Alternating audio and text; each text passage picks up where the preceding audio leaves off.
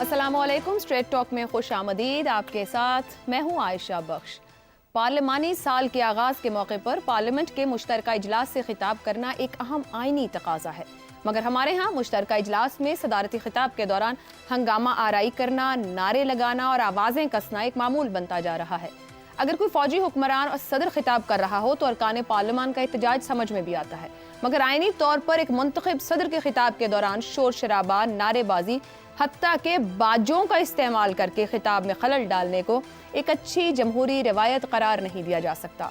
आज सदर आसिफ अली जरदारी के खिताब के दौरान भी ऐवान मछली मंडी के मनाजिर ही पेश करता रहा। सदारती खिताब एक रस्मी कार्रवाई होती है, मगर आज आसिफ जरदारी की कई बातों को महज रस्मी अल्फाज ही करार नहीं दिया जा सकता। सदर जरदारी ने कहा कि मुल्क को हालिया सियासी बहरान से निकालने की जरूरत है। हमारे पास वक्त बहुत कम है, हमारा एजेंडा और ख्यालात ही मुल्क को मजबूत बनाएंगे। ऐसा सियासी माहौल बनाना होगा जिसमें सबकी ज़रूरत को पूरा किया जा सके। मुल्क को आगे लेकर जाने के लिए तकसीम से निकलना होगा। हम इख्तिलाफ को मिल बैठ कर हल करें। जो मुश्किलात हैं उनमें हम इख्तिलाफात को लेकर नहीं चल सकते, हमें हंगामी इक़दामात करना होंगे। मिलकर आगे बढ़ेंगे तो मुल्क में जमहूरियत मजबूत होगी। हमें सबको साथ लेकर चलना है। मुल्क को जिस चीज़ की ज़रूरत है वो हमारे एजेंडे में शामिल होनी चाहिए। सियासी क़यादत अपनी तरजीहात को हाईलाइट करे। आज हमारे मुल्क को दानिशमंदी और पुख्तगी की ज़रूरत है। पोलराइजेशन से हटकर असर हाजिर की सियासत की तरफ बढ़ना मुल्क की ज़रूरत है। इस ऐवान को पार्लिमानी अमल पर अवामी एतमाद बहाल करने के लिए कायदाना किरदार अदा करना होगा। तामीरी इख्तिलाफ फलती फूलती जमहूरियत के मुफीद शोर को नफ़ा नुकसान की सोच के साथ नहीं उलझाना चाहिए। सदर आसिफ जरदारी के मुताबिक सियासी माहौल की असर नौ तरतीब की जा सकती है।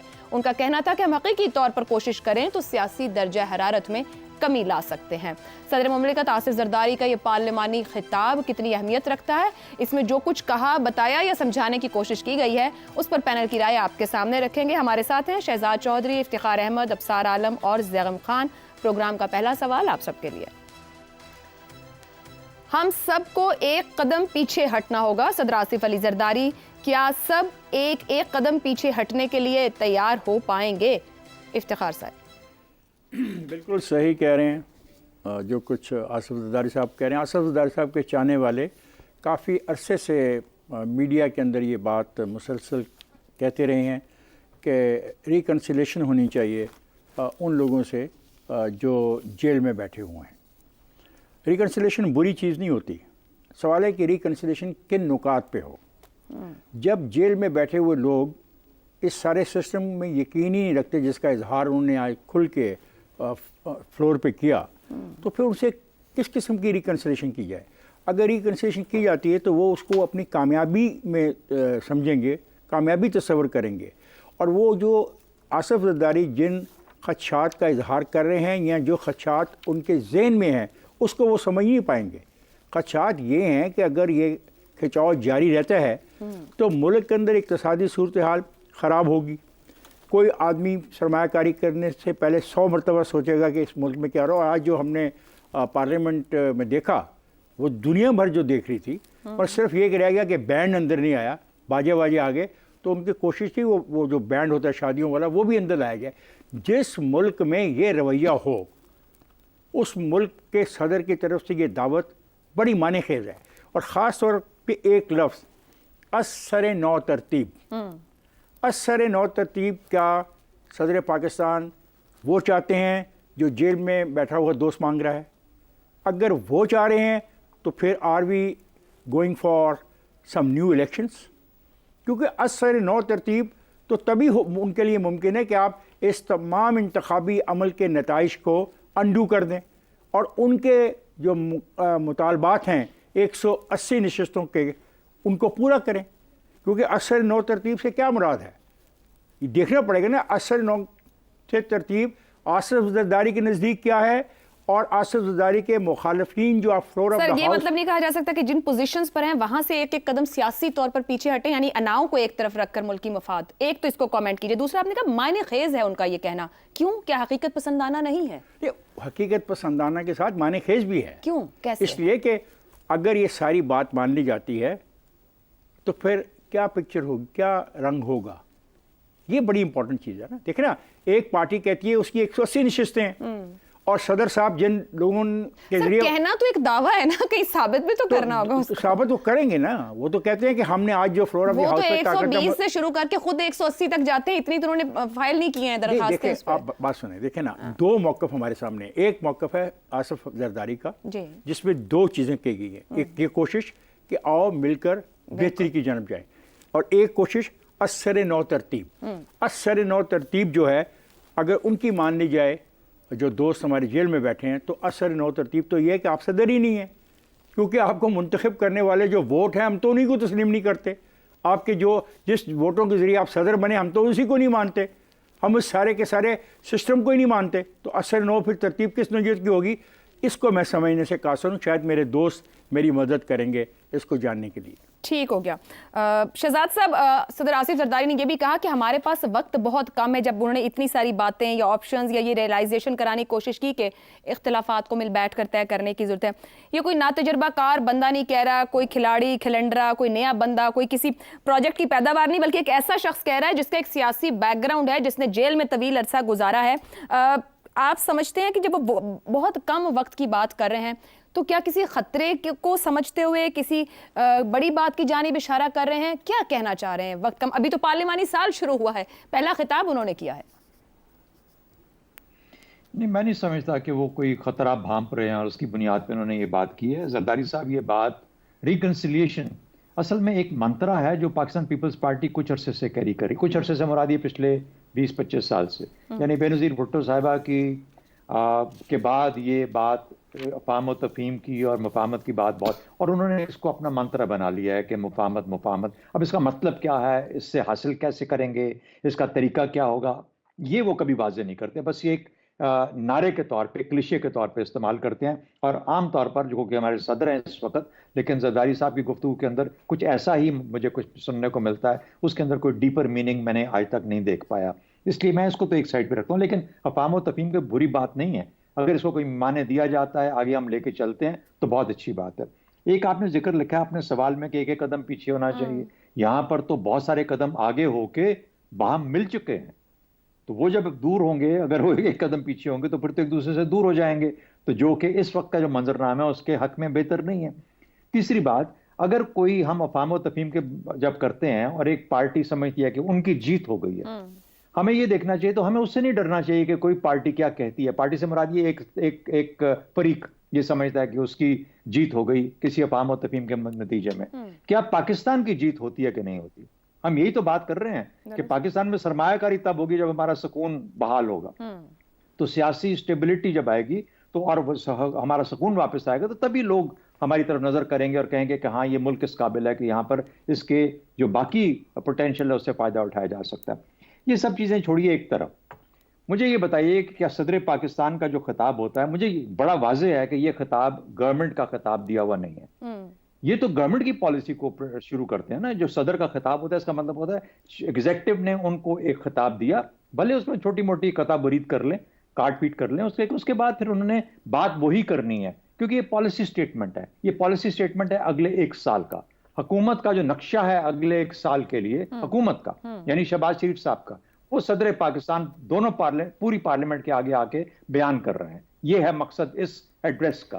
اس میں تو ایک لفظ مجھے شہباز شریف کا نظر نہیں آتا. یہ صرف اور صرف پاکستان پیپلز پارٹی اور زرداری صاحب کی سوچ کی عکاسی ہو سکتی ہے. سر میں مجھے بات کر لیں تو اس کا مطلب جی فرمائیے. سر ابھی جو بھی افتخار سے بات کرتے ہیں، اثر نو ترتیب کی بات کر رہے ہیں، سیاسی بحران سے نکلنے کی بات کر رہے ہیں. جب آپ اسے کہہ رہے ہیں یہ حکومت کا پالیسی سٹیٹمنٹ ہے، تو زرداری صاحب کس کے لیے یہ بات کہہ رہے ہیں؟ کیا حکومت کے لیے کہہ رہے ہیں کہ ہمیں بغیر معنی کے میننگ لیس مطلب یہ ان کو سمجھ، میری بڑی واضح کلیئر اس کے بارے میں سوچا، میننگ لیس. یہ جتنی باتیں ہیں یہ صرف الفاظ کا ایک وہ ہے، ایک اکٹھ کیا ہوا، کوئی اس کا مطلب نہیں ہے. مطلب ہوتا اگر مجھے یہ بتاتے کہ اگلے 1 سال میں لیجسلیشن کیا کرنی ہے، مجھے بتاتے کہ اگلے سال میں ریفارم کیا کرنا ہے، مجھے یہ بتاتے کہ اگلے سال میں معیشت کے اندر کن کن شعبوں میں انہوں نے فوکس کرنا ہے گورنمنٹ نے، مجھے یہ بتاتے کہ پاکستان کی فارن پالیسی کا نقشہ اگلے 1 سال میں گورنمنٹ کو کیا ڈائریکشن دے رہے ہیں پرسو کرنے کے لیے.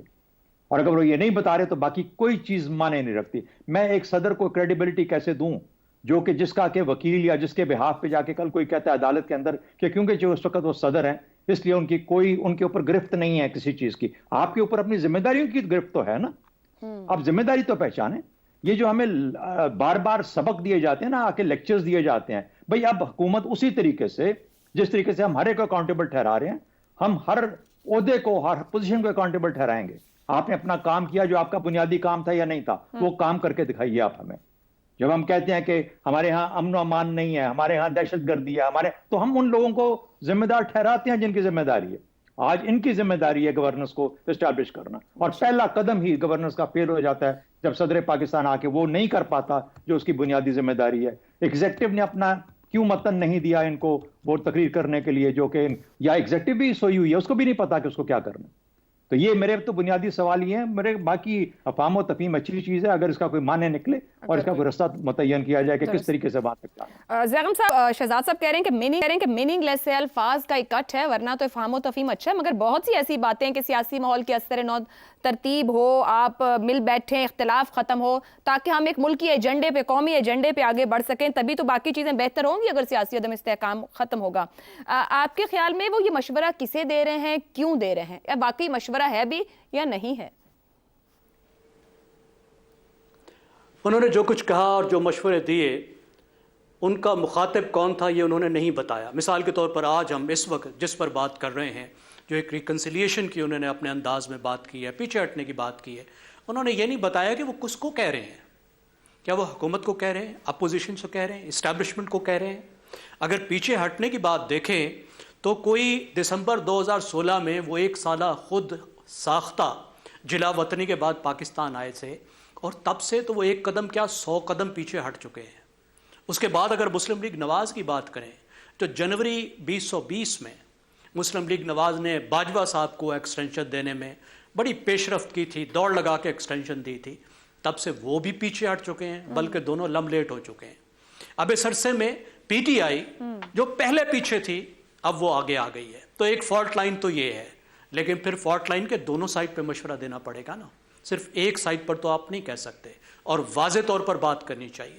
اور جو دوسری بات ہے کہ پاکستان کی جو سیاسی جماعتیں ہیں جو خود دست و گریبان رہتی ہیں, ونر ٹیک آل مینٹیلٹی ہے, کہ جو جیتے گا وہ سب کچھ لے کر جائے گا. اب یہ وہ چیز ہے جس پر پیپلز پارٹی نے بہت اچھا کام کرنے کی کوشش کی. 2006 کی چارٹر آف ڈیموکریسی میں پیپلز پارٹی کا بہت بڑا رول ہے. اس میں محترمہ بے نظیر بھٹو کی ایک بڑی وزڈم شامل تھی, جس کے نتیجے میں کم از کم سیاسی ڈومین میں کچھ رولز آف دا گیم بنے, بلکہ سول ملٹری لحاظ سے بھی انہوں نے کچھ رولز آف دا گیم بنائے, جس کے نتیجے میں پاکستانی سیاست میں ایک کافی بہتری آئی. لیکن پھر ہم نے دیکھا کہ 2014 کے بعد سے عمران خان صاحب نے ان رولز آف دا گیم کو ماننے سے انکار کر دیا, انہوں نے مکمکاؤ ڈکلیئر کر دیا, تو سیاست کے اندر بھی رفٹ آ گئی.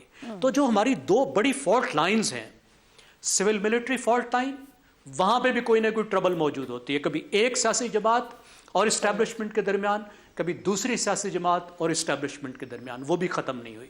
اور دوسری طرف جو مسلسل پاکستان کے سیاسی ڈومین میں جو سیاسی جماعتوں کا آپس میں رولز آف دا گیم پہ, دیکھیے اتفاق رائے گیم پر نہیں ہو سکتا, ایک سائڈ پہ نہیں کھیل سکتے. زرداری صاحب نے بھی جو اتفاق رائے کی بات کی ہے وہ بہت ایگزیجریٹڈ ہے, اتفاق رائے اس طرح کا نہیں ہو سکتا. معذرت, آپ کی اسی گفتگو میں سے ایک سوال آپ کے سامنے رکھنا. آپ نے چارٹر آف ڈیموکریسی کی بات کی, اس کی اہمیت کو جو جن جماعتوں نے سائن کیا وہ سمجھتی ہیں اور اس کی بینیفیشری بھی بنی کسی حد تک. رولز آف دی گیم کی بات کریں, اگر ہم سیاستدان کی بات کریں تو اس کا میدان تو سیاسی ہے, اس کو سیاسی میدان میں ایک دوسرے کے ساتھ مقابلہ کرنا ہے اور آگے بڑھنا ہے, اور وہ اتحادی حکومت کے صدر ہیں اس وقت زرداری صاحب. آپ کے خیال میں کیا مشورہ مخالف پی ٹی آئی کو دے رہے ہیں, یا یہ مشورہ ان کو جن کے ساتھ حکومت کا حصہ ہیں ان کو بھی دے رہے ہیں کہ ایک قدم پیچھے ہٹیں, یا یہ مشورہ جو ہے یہ ایسے ہواؤں کے سپرد کر دیا گیا ہے کہ کوئی سن لے تو ٹھیک ہے, نہیں تو ہم نے اپنا فرض پورا کر دیا؟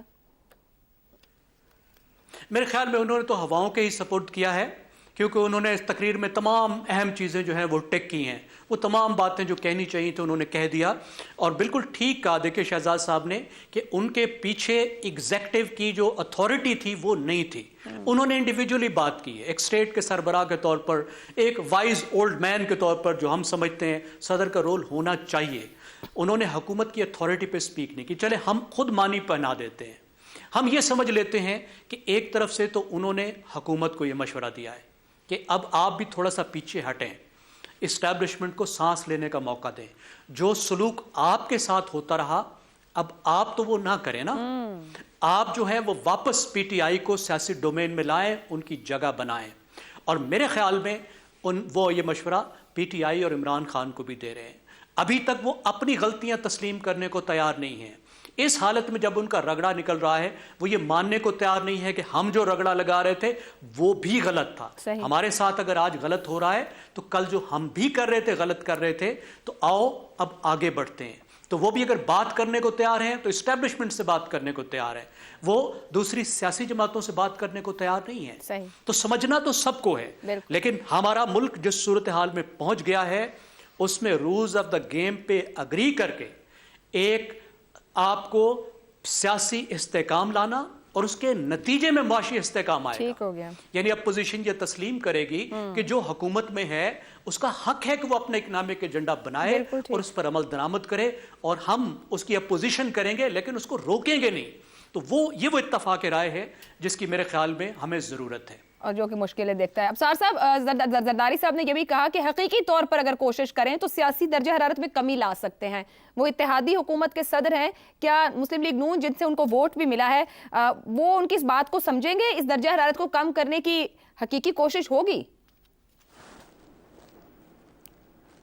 کیا ہے مسلم لیگ نون نے ایسا جس سے درجہ حرارت اوپر جائے؟ کچھ بتانا پسند فرمائیں گے؟ سر حکومت ہے نا, حکومت کو زیادہ آگے بڑھتی چیزوں کو, کیونکہ سیاسی استحکام کی ضرورت ہوتی ہے حکومت کو معاملات بہتر. حکومت مخلوط ہے, یہی تو کہہ رہی ہوں نا کہ وہ مخلوط حکومت کے صدر مشورہ دے رہے ہیں.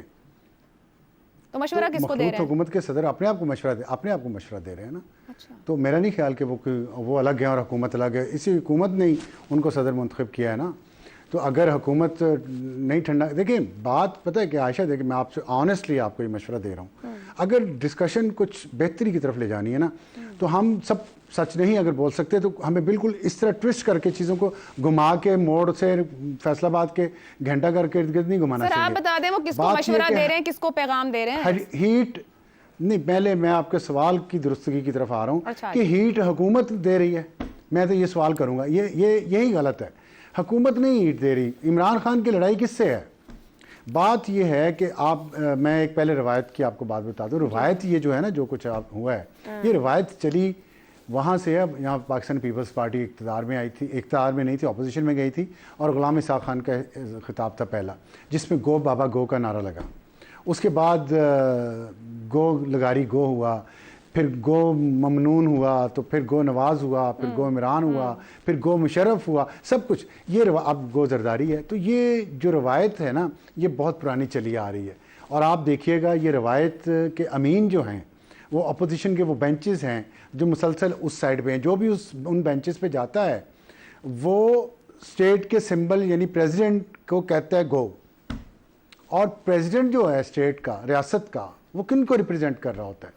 تو آپ یہ سینٹیمنٹ سمجھنے کی کوشش کریں کہ اپوزیشن میں آ کے ہی آپ کی تمام 6 اور 7 سینسز جو ہیں وہ جاگتی ہیں سب کی, اور پھر وہ کہتے ہیں کہ گو, لیکن وہ نہیں جاتے. اب جو آصف زلی زرداری صاحب نے کہا ہے نا کہ ایک قدم پیچھے ہٹائیں, دیکھیں سیاسی جماعتیں جب ایک قدم پیچھے ہٹاتی ہیں نا تو ہم سب لوگ ان پہ طنز کرتے ہیں. ابھی بھی طنز ہوا ہے اس پروگرام میں بھی کہ جی وہ لیٹ گئے. لیٹ سیاسی جماعتیں قدم پیچھے ہٹائیں تو لیٹ گئے ہیں, سیاسی جماعتیں قدم آگے کریں تو وہ انتشار پھیلا رہی ہیں. میں یہ سمجھتا ہوں کہ چارٹر آف ڈیموکریسی کے بعد ہماری سیاسی جماعتوں کے پاس توازن کا کوئی پیمانہ نہیں ہے. جب آپ مجھے بات کہہ رہے ہیں تو خود زرداری صاحب کہہ رہے ہیں کہ سیاسی بحران سے نکلنے کی ضرورت ہے, وقت کم ہے. سیاسی بحران کیا کوئی اور آ کے ٹھیک کرے گا یا سیاستدان ہی ٹھیک کرے گا؟ خود چارٹر آف ڈیموکریسی کی وہ بات کرتے ہیں جس سے ان کو فائدہ ہوا. تو اگر سیاسی اچھا ایک اور بات آج میں پڑھ رہی تھی اخبار میں, رانا ثنا صاحب کہہ رہے ہیں کہ اگر آج کا سیاستدان کمزور ہے تو اس کی وجہ خود سیاستدان ہے. اب اگر بحران سیاسی کسی اور نے ٹھیک کرنا ہے تو پھر آئیں انتظار کرتے ہیں. تو رانا ثناءاللہ نے کہا ہے نہیں, ان کی رائے ہے, میں ان کی رائے کا احترام کرتا ہوں, میں اس سے متفق نہیں ہوں. سارا قصور سیاستدانوں کا نہیں ہے. سیاست نہیں, اب میں سوال آپ میری بات کا جواب نہ دیں, میں تو آپ کی بات کا جواب دے رہا ہوں, تو وہ ورنہ پروگرام الٹ ہو جائے گا. تو اینکر آپ ہیں, میں تو نہیں. میں یہ بات کر رہا ہوں کہ رانا ثناءاللہ نے کہا ہوگا سیاستدانوں کا قصور ہے, میں مان رہا ہوں, لیکن ایک بات ہمیں نہیں بھولنی چاہیے کہ اس اکھاڑے میں پلیئر صرف سیاستدان نہیں ہیں, اور جب دوسرے پلیئرز ہوں اور وہ ایک ایک قدم پیچھے نہیں ہٹاتے تو پھر مجھے بتائیں کہ یہ کیسے کسی کنسنسس پہ پہنچا جائے گا. ابھی زیغم صاحب نے مثال دی پیپلز پارٹی کی اور مسلم لیگ نون کی کہ انہوں نے ایک قدم بلکہ کئی قدم پیچھے ہٹائے ہیں. میں سمجھتا ہوں JUI نے بھی ہٹائے ہیں, محمود اچکزئی نے ہٹائے ہیں, اختر مینگل نے ہٹائے ہیں, الطاف حسین نے ہٹائے ہیں. یہ میں ان ایتھنک پارٹیز کی اگزامپل دے رہا ہوں جو مرکز گریز قوتیں ان کو ریپرزینٹ کرتے ہیں. انہوں نے ایک قدم پیچھے ہٹائے ہیں, لیکن نہیں ہٹائے قدم تو عمران خان نے نہیں ہٹائے, اور عمران خان کو بنانے اور لانے والوں نے نہیں ہٹائے, اور عدلیہ نے نہیں ہٹائے. یہ مشورہ انہیں دینا چاہیے. اور آصف علی زرداری صاحب سے, وہ وائز ہیں, اولڈ ہیں, لیکن ان سے میری امید تھی کہ وہ اتنا سچ تو ضرور بولیں کہ جن کو قدم پیچھے ہٹانے چاہیے جب تک وہ نہیں ہٹائیں گے تو اکھاڑے میں جو کمزور پہلوان پڑے. آپ نے سیاستدانوں کا قصور ہے. ابصار صاحب ابھی اوپر زیغم صاحب نے بات کی کہ رولز آف گیم پر متفق ہونا اتنا مشکل. میں کہہ رہی ہوں اپنے اکھاڑے میں, اپنے سیاسی اکھاڑے میں تو اپنے رولز آف گیم آپ طے کریں. جو کچھ صدر صاحب کہہ رہے ہیں وہ سیاستدانوں سے بات کر رہے ہیں. انہوں نے یہاں تک کہہ دیا کہ سیاسی قیادت اپنی ترجیحات کو ہائی لائٹ کریں. مطلب ہے وقت کا صدر جو اتحادی حکومت کا صدر ہے وہ خود اپنی پولیٹیکل لیڈرشپ کو یہ کہہ رہا ہے کہ آپ اپنی ترجیحات درست کریں. یعنی کہ ترجیحات بھی ٹھیک نہیں ہے سیاستدان کے پاس. ترجیحات درست کرے گی نا اگر یہ سیاسی حکومت, تو یہ حکومت نہیں رہے گی. یہ میں آپ کو بتا دوں, اور زرداری صاحب کو بھی یہ پتہ ہے. یہ ضروری نہیں ہے کہ وہ ان کو یہ رہنمائی کر رہے ہوں, ان کو وہ بیٹ بھی ہو سکتا ہے کر رہے ہوں, ٹریپ میں بھی لانا چاہ رہے ہوں کہ ترجیحات تو ذرا ان کی ہم مطلب آپ یہ کہہ رہے ہیں زرداری صاحب اسی حکومت کو ٹریپ کرنا چاہ رہے ہیں جس کے صدر ہیں. نہیں, ٹریپ دیکھیں دونوں سیاسی جماعتوں کے اپنے اپنے ایجنڈاز ہیں. اور اگر آصف علی زرداری صاحب نے اتنی سیٹوں کے ساتھ اتنا کچھ لے لیا اقتدار میں, تو اس سے زیادہ لینے کی ان کی خواہش کوئی بری تو نہیں ہے. تو میں صرف یہ کہہ رہا ہوں کہ حکومت جو ہے وہ حکومت صرف ایک سیاسی جماعت یا ایک طبقے کی نہیں ہے. یہ بات ہمیں نہیں بھولنی چاہیے.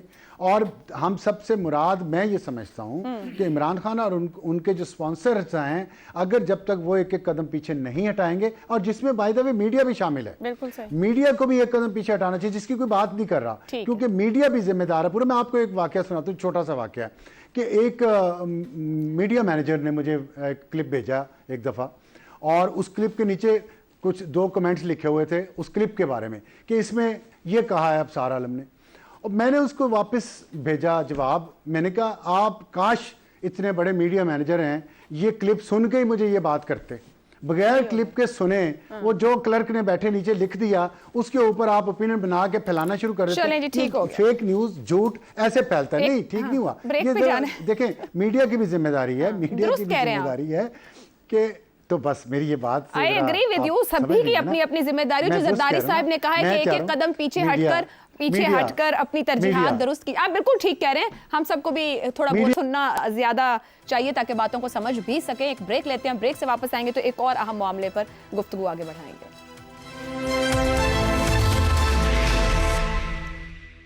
پروگرام میں ایک بار پھر خوش آمدید. پاک فوج نے خود احتسابی کا سلسلہ شروع کرتے ہوئے اسلام آباد کی ایک نجی ہاؤسنگ سوسائٹی کے معاملے پر لیفٹیننٹ جنرل ریٹائرڈ فیض حمید کے خلاف انکوائری کے لیے ایک کمیٹی بنا دی ہے. اس کی سربراہی میجر جنرل کریں گے. درخواست گزار نے موقف اپنایا تھا کہ سابق DGISI لیفٹیننٹ جنرل ریٹائرڈ فیض حمید کی ہدایت پر خفیہ ادارے کے اہلکاروں نے سوسائٹی مالک کے گھر پر چھاپا مارا, بھاری رقم لوٹی, ہاؤسنگ سوسائٹی اپنے نامزد نمائندے کو منتقل کرنے کے لیے دباؤ ڈالا, جھوٹے مقدمات دائر کیے. نجی ہاؤسنگ سوسائٹی کے مالک نے گزشتہ سال نومبر میں فوج کے سابق اعلیٰ عہدے پر فائز اہلکاروں کے خلاف سپریم کورٹ میں داد رسی کے لیے آئین کے آرٹیکل 184(3) کے تحت درخواست دائر کی. 11 نومبر 2023 کو چیف جسٹس پاکستان جسٹس قاضی فائز عیسیٰ کی سربراہی میں مشتمل بینچ نے سماعت کی. سماعت میں اٹارنی جنرل نے عدالت کو یقین دہانی کروائی کہ اگر درخواست گزار وزارت دفاع کو درخواست دے گا تو اس پر قانون کے مطابق کارروائی کی جائے گی. اس سال جنوری میں درخواست گزار نے وزارت دفاع سے رجوع کیا, جس پر کارروائی کرتے ہوئے میجر جنرل کی سربراہی میں انکوائری کمیٹی تشکیل دے دی گئی ہے. پاک فوج میں خود احتسابی کے تحت کرپشن پر اعلیٰ عہدیداروں کے خلاف کارروائیوں کی بہت سی نظیریں موجود ہیں. جیسے 2015 میں NLC کیس میں 2 ریٹائرڈ جرنیلوں کو سزا دی گئی. اسی طرح 2016 میں کرپشن پر 11 فوجی افسران کو برطرف کیا گیا, جن میں ایک لیفٹیننٹ جنرل, ایک میجر جنرل اور 5 بریگیڈیئرز بھی شامل تھے. دنیا کے کئی ممالک میں فوجی عہدیداروں پر کرپشن کے الزامات سامنے آتے رہتے ہیں, جن کے خلاف پاکستان کی طرح ہی ادارے کی جانب سے ایکشن بھی لیا جاتا ہے. بھارت کی اہم news website the Print کے مطابق بھارت میں صرف 2010 سے 2023 تک فوج میں 1080 بدعنوانی کے چھوٹے بڑے سکینڈلز رپورٹ ہوئے. मेजर जनरल और ब्रिगेडियर के ओहदे तक के 4 रिटायर्ड अफसरान समेत 72 फौजी अफसरान ज़ाती फ़ायदे के लिए 9mm pistol, 30 bolt action rifles जैसे ममनुआ हथियारों को ब्लैक मार्केट में फरोख्त करने में मुलव्वस पाए गए। इसी तरह 33 कोर कमांडर और मिलिट्री सेक्रेटरी समेत 4 आला जनरल्स पर करप्शन के इल्जामात सामने आए। एक रिटायर्ड लेफ्टिनेंट जनरल को फौज के राशन पर करप्शन के बायस कोर्ट मार्शल करके 3 साल कैद की सजा सुनाई गई। अब पाक फौज की जानिब से जनरल फैज के खिलाफ इंक्वायरी का आगाज करके पाक फौज ने साबित कर दिया कि वो अपने इदारे के अंदर खुद एहतसाबी की रवायत को बरकरार रखे हुए है। इसी मामले पर पैनल से गुफ्तगू करेंगे, उनकी राय जानेंगे। सवाल इस तरह से, निजी हाउसिंग सोसाइटी मामला, lieutenant general retired Faiz Hamid के खिलाफ इंक्वायरी का फैसला, पाक फौज में खुद एहतसाबी की नज़ीरें, क्या जनरल रिटायर्ड फैज के लिए बचना मुमकिन हो पाएगा? अबसार साहब। वाह, मैं तो तौबा कर चुका हूँ। मैंने तो ट्वीट किया है कि मैंने जो जनरल फैज़ के बारे में कहा, जो बयानात दिए, जो भी कुछ उनकी बदनवानी पे मैंने स्टोरीज़ लिखी, मैं गलत था, मैं अपने अल्फाज वापस लेता हूँ। ये मैंने उस दिन ट्वीट किया जिस दिन कमीशन का फैसला है ना, फैज़ाबाद धरना कमीशन का, तो वहाँ से तो उन्हें क्लीन चिट मिल गई है। अब इसमें लोगों की 2 राय हैं कि या तो उन्हें क्लीन चिट मिलेगी या कुछ ना कुछ होगा। लेकिन वो कहते हैं ना कि हम अहले सफ़ा मरदूद हरम मसनद पे बिठाए जाएंगे, सब ताज उछाले जाएंगे, सब तख्त गिराए जाएंगे, बस नाम रहेगा अल्लाह का जो गायब भी है हाजिर भी। तो जनरल फैज़ के लिए मैं यही कहना चाहता हूँ। तो अभी देख लें, एक केस बंद होता है, दूसरा शुरू हो जाता है। इतनी इबरत बहुत है। मैं तो समझता हूँ कि अल्लाह ने ये दूसरों के लिए सबक एक इसमें है, दूसरों के लिए इबरत है इसमें कि देख लें इतना पैसा कमाना, इस तरीके से पैसा कमाना कि इस्लामाबाद के अंदर से आप जो लोग कारोबारी हैं, कुछ चोर डाकुओं की बात नहीं कर रहा, कारोबारी हज़रात जो अरबों रुपए का टैक्स देते हैं। कमर मुइज़ पाकिस्तान का सबसे ज़्यादा टैक्स पेयर लोगों में से एक था। देखें खान साहब की पार्टी को वो चला रहे हैं, अभी भी चला रहे हैं, और सपोर्ट है उनके अंदर से भी। ऐसे लोगों की बहस करते हैं कि जी जनरल फैज़, अच्छा उसकी जनरल फैज़ की करप्शन पे मिसाल ये दी जाती है, फलाना भी तो करप्ट है, फलाना भी तो करप्ट है। और भाई इस तरह कोई और मिसाल, तो खुदा का खौफ करें, इतना ही काफ़ी है जितनी हो रही है इनके साथ। मैं समझता हूँ ये भी अल्लाह का कानून है। इस कानून कुदरत से डरें, पाकिस्तान के कानून से बेशक ना डरें, कानून कुदरत से जरूर डरें। बस यही रिक्वेस्ट है। दुरुस्त हो गया जी। शहजाद साहब, जनरल फैज और इमरान खान, जनरल फैज इमरान खान के लिए कुछ ऊपर बात भी हुई कि अदलिया, जजों की तैनातियां, judicial references, मुकदमात, media, TV channel, सियासी जमातें सब कुछ मैनेज करते रहे हैं। दूसरी तरफ ये भी रहा कि जनरल फैज को आर्मी चीफ बनवाने के, हालांकि इमरान खान ने इसकी 1-2 बार तरदीद भी की, मगर कोशिशें उनकी रही इसी मामले को लेकर, जिसकी वजह से एस्टैब्लिशमेंट मुखालिफ रास्ता लेते गए इमरान खान साहब। इमरान खान तो अब जेल चले गए हैं, ये जनरल फैज हमीद का अंजाम आपको क्या नजर आता है? देखिए, फैज हमीद साहब के साथ बहुत सारी चीज़ें, कहानियाँ जुड़ी हुई हैं, बहुत सारे गुनाह होंगे, लेकिन हर गुनाह को या हर मुकदमे को उस मुकदमे के तनाजुर में ही देखना बेहतर होता है। तो हमें ये नहीं कहना, ताकि कल को कोई ये ना बोले कि था पनामा की बात लेकिन अकामा पे सजा हो गई, ये मामला नहीं होना चाहिए। तो गुनाह जो है, गुनाह को इस्टेब्लिश करें, और गुनाह उस इस्टेब्लिश होता है तो उसके बाद उसको सजा दें जो उसका जायज़, उसका रेट्रीब्यूशन होगी। इस केस के अंदर मैं ज़्यादा बात इसलिए नहीं करूँगा। पहली बात तो ये है कि अगर ये जुर्म है तो फैज़ हमीद को सज़ा होनी चाहिए और होगी। अगर जुर्म साबित हो जाता है और जुर्म होता है तो मुकदमा चलेगा, उसके बाद पता लग जाएगा। लेकिन इसमें चौधरी निसार का जिक्र आता है इस सारी स्टोरी में। मैं उसमें जाना नहीं चाह रहा, लेकिन हल्का सा एक इशारा, चौधरी निसार साहब भी इसके अंदर कहीं ना कहीं पे शामिल थे। अगर चौधरी निसार साहब शामिल थे किसी ना किसी तरीके से, यानी वो एक तरफ को सपोर्ट कर रहे थे, दूसरी तरफ से कोई और था, तो उस वक्त फिर फैज हमीद वॉज DGC। अब DGC के अंदर इतनी तौर पे इतनी जान नहीं है कि वो अपने तौर पे कुछ करे। उसकी कहानी फिर कोई और लंबी चल रही है, कोई और वजह होगी। DGISI या चीफ ऑफ आर्मी स्टाफ उस वक्त का जो है वो शामिल है इस चीज के अंदर कि पता लगाया जाए कि अच्छा ये मामला, असल मामला क्या है। शायद जमीन का मामला हो ही ना। बहरहाल ये वो चीजें हैं जो कि लिखी भी गई, इनके ऊपर बहुत सारी बातें भी हैं, और जो तहकीक ज्यादा करेगा, इसको बिल्कुल इकट्ठा करके करेगा, मेरे ख्याल में इन्वेस्टिगेशन होगी तो बात सामने आ जाएगी। जहां तक आपका सवाल यह है कि क्या बच पाएंगे या नहीं, देखिए बात यह है कि जब आप बड़े दफ्तरों में बैठते हैं ना, तो बड़े दफ्तरों में 2 चीजें आपको जिम्मेदारी से समझ लेके आगे चलनी पड़ती हैं। जब आप पब्लिक आई के अंदर जाओगे, पब्लिक आई के अंदर, तो फिर आपकी अकाउंटेबिलिटी होगी। फिर आप ये नहीं कह सकते कि मेरी अदारा मेरा अकाउंटेबिलिटी करेगा। तो पब्लिक आई में जाने का मतलब ये होता है कि मैं उन मामलात में जाऊं جو میرے اپنے دائرہ کار سے باہر کے معاملات ہیں. پھر آپ پبلک کے معاملات میں چلے گئے, اور جب بھی آپ پبلک آئے اور پبلک کے معاملات میں جاؤ گے تو اکاؤنٹیبلٹی وہ ہوگی جو کہ پبلک کے نمائندوں کی یا پبلک کے لوگوں کی ہوتی ہے. پھر آپ اس کے پیچھے نہیں چھپ سکتے کہ میرا دائرہ صرف یہ ہے. پہلی بات تو یہ یاد رکھنے والی بات ہے سب کے لیے جو کہ اپنے دائرے سے بڑھ کے یا آگے بڑھتے ہیں پہلے. دوسری بات, آپ کو یہ دیکھنا ہوتا ہے کہ جو آپ کا دفتر ہے کیا آپ نے اس کو ذاتی فائدے کے لیے استعمال کیا, یا آپ نے کسی کے, یا آپ نے انسٹیٹیوشنل ڈائریکشن کے اوپر کوئی کام کیا. یہ فرق کرنا کسی بھی انویسٹیگیشن کو, کسی بھی مقدمے کو بہت لازمی ہوتا ہے. ہم عام طور پہ لوگوں کے ساتھ الزامات لگا دیتے ہیں کیونکہ یہ فلانا فلانا تھا, اس نے یہ کیا.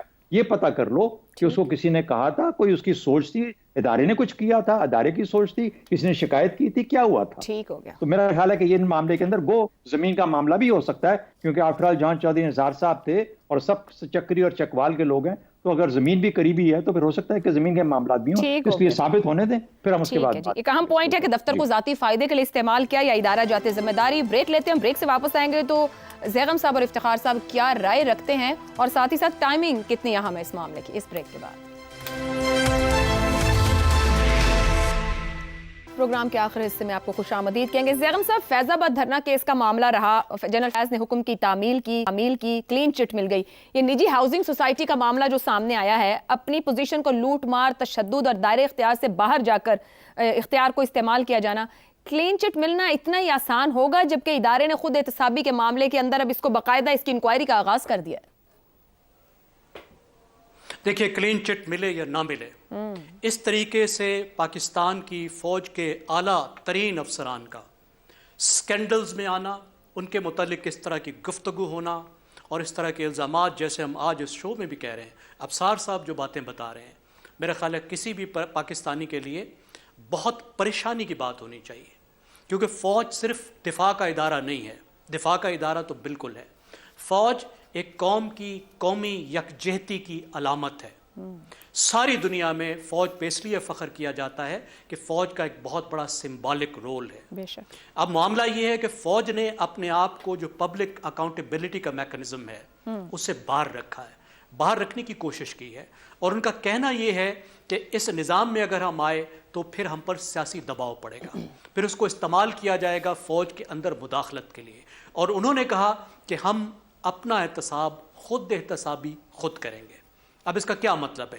ایک مطلب تو خود احتسابی کا یہ ہوتا ہے کہ آپ مسلسل اپنا جائزہ لیتے رہیں, یہ دیکھتے رہیں کہ جو ہم کر رہے ہیں وہ ٹھیک ہے یا غلط ہے. جہاں پہ غلط ہوا ہے تو پھر اس کی کریکشن کریں, کورس کریکشن کریں, اپنے آپ کو ٹھیک کریں. دوسری بات یہ ہے کہ آپ انٹرنل اکاؤنٹیبلٹی کا ایک روبسٹ مضبوط میکنزم بنائیں. اب اس میں کچھ مثالیں آپ نے بتائی, بڑی سخت مثالیں موجود ہیں. ایسی مثالیں بھی موجود ہیں جہاں پاک فوج کے بہت بڑے بڑے افسران کو پھانسی پر بھی چڑھایا گیا ہے, لمبی سزائیں بھی دی گئی ہیں, اس میں کچھ کرپشن کے الزامات میں بھی سزائیں دی گئی ہیں, لیکن بہت سی جگہوں پہ ہمیں بہت سی کمزوری بھی نظر آ رہی ہے. اب یہ جو کیس ہے بڑی واضح بات ہے, ریٹائرمنٹ کے بعد کیوں چل رہا ہے؟ خود احتسابی کا مطلب تو یہ ہے کہ جس وقت وہ فوج میں موجود تھے, جس عہدے پر تھے, اس وقت شکایت کا طریقہ کار ہونا چاہیے تھا, جو گریونس تھی اس کا ریڈریس کا میکنزم ہونا چاہیے تھا. جو بندہ سپریم کورٹ گیا اس کو فوج کے پاس جانا چاہیے تھا, اور فوج اگر اس وقت یہ مسئلے کو حل کرتی تو بعد میں اسی جنرل صاحب نے, جنرل فیض نے, جو بہت سے اور مسائل پاکستان کے لیے پیدا کیے, جو بہت سے پروجیکٹ انہوں نے لیڈ کیے, تو وہ لیڈ نہ کرتے, جس کو کہتے ہیں نپ دا ایول ان دا بڈ. تو میرے خیال میں اس وقت صرف ایک کیس کی بات نہیں ہے, اس کیس کو ضرور دیکھیں. میری رائے یہ ہے کہ پاک فوج کو اپنے خود احتسابی کا جو نظام ہے اس کے اوپر پورا ریویو کرنے کی ضرورت ہے, اور ہمیں یہ بتانے کی ضرورت ہے کہ کیسے اگر کوئی سویلین کو کسی فوجی افسر سے شکایت ہے, وہ کسی بھی لیول کا فوجی افسر ہے, چاہے وہ حوالدار ہے یا جنرل ہے, تو پھر وہ فوج کو کیسے ریچ کرے گا؟ وہ کون سی ایسی ہاٹ لائن ہوگی جس پہ میں کال کر سکتا ہوں کہ میرے جو میجر صاحب سارے ہمسائے میں میرے پاس رہتے ہیں, وہ مجھے پریشان کر رہے ہیں, میرے حقوق تلف کر رہے ہیں؟ وہ کون سی شکایت کی جگہ ہوگی جہاں پہ میں یہ کہہ سکوں کہ دیکھیے کائنڈلی میرا نام نہ آئے لیکن میری یہ شکایت ہے؟ یہ وہ طریقہ ہے جو انٹرنل اکاؤنٹیبلٹی کا ہوتا ہے. مجھے امید ہے کہ اس طرف اس بار پاک فوج جائے گی تاکہ آئندہ اس طرح کے سکینڈل نہ ابھرے. پاکستان اس طرح کے سکینڈلز افورڈ نہیں کر سکتا. درست ہو گیا. افتخار صاحب، فیض آباد دھرنا کیس سے کلین چٹ ملتے ہی جنرل فیض کے معاملے پہ یہ ہاؤسنگ سوسائٹی والی انکوائری کمیٹی سامنے آ گئی ہے. ٹائمنگ کی اہمیت ہے اس پورے معاملے میں؟ ہاں، ہم اسی چکر میں تو ہیں کہ ٹائمنگ کو ڈھونڈ لیں، اور کیسے بادشاہ لوگ ہیں کہ انہوں نے موقع ہم لوگوں کو فراہم کر ہی دیا کہ اس فیصلے کو اس فیصلے کے ساتھ جوڑ لیں. نہیں بھی زیغم صاحب نے بات کی نا، پرانا معاملہ ہے بہت 2017. جی میں وہی کہہ رہا ہوں نا. دیکھیں نا، کل ان کو ایک چٹ ملی ہے ایک بہت بڑے کیس کے اندر، آج ان کے خلاف ایک کیس کو انیشیٹ کر لیا گیا ہے، تو لوگ اس کو آپس میں ملا رہے ہیں اور آپس میں ان کی توجہ بھی لوگوں کی دلوا رہی ہیں. یہی تو ہمارا رول رہ گیا ہے. میں یہ بات کروں گا جو خود احتسابی نظام کے بارے میں زیغم صاحب نے بات کی ہے، وہ ہے بڑی اہمیت کی عمل. اگر یہ نظام ہے تو اس نظام کے بارے میں عام آدمی کو بھی علم ہونا چاہیے، تاکہ اس قسم کی چیز اس سطح پہ سامنے نہ آئے، اور جب یہ جرم ہو رہا ہو تو تب ہی اس کا فیصلہ کر لیا جائے، تاکہ پھر یہ سوال جنم نہ لیں کہ ایک مقدمے سے وہ بچ گئے تو کیا وہ دوسرے مقدمے میں بچ جائیں گے، اور پھر یہ سوال نہ اٹھے کہ دوسرے مقدمے کا حوالے میں کوئی ٹائمنگ ہے، کیا اس لیے کیا گیا کہ وہ ایک مقدمے سے بچ گئے. تو ان تمام سوالوں سے بچنے کے لیے افواج پاکستان کو سوچنا چاہیے کہ نظام میں جو مطالبہ زیغم صاحب نے کیا ہے اس کو شامل کریں، تاکہ ہم آئندہ اس قسم کے خبروں سے بچے رہیں. اور یہ خبریں کوئی اچھی نہیں ہیں، اس سے پورے ملک کی جو ایک شکل ہے وہ پہلے بھی اتنی خوبصورت نہیں، اس میں اور بدصورتی کا احتمال ہوتا ہے، اور ہمیں یہ سے اوائڈ کرنا چاہیے. سزا کیا ملے گی، فیصلہ کیا ہوگا، شہزاد صاحب نے کہا انکوائر کریں، انکوائر کر کے پھر فیصلہ کریں. اور جذباتیات پر اور سنی سنائی باتوں پہ فیصلہ کسی بھی مقدمے میں نہیں ہونا چاہیے. ناٹ فیض صاحب کے معاملے میں نہیں، کسی بھی مقدمے میں اس سے بچیں. بس مجھے اتنا ہی کہنا. ٹھیک ہے جی، آج کے پروگرام سے اتنا ہی. اجازت دیجیے. اللہ حافظ.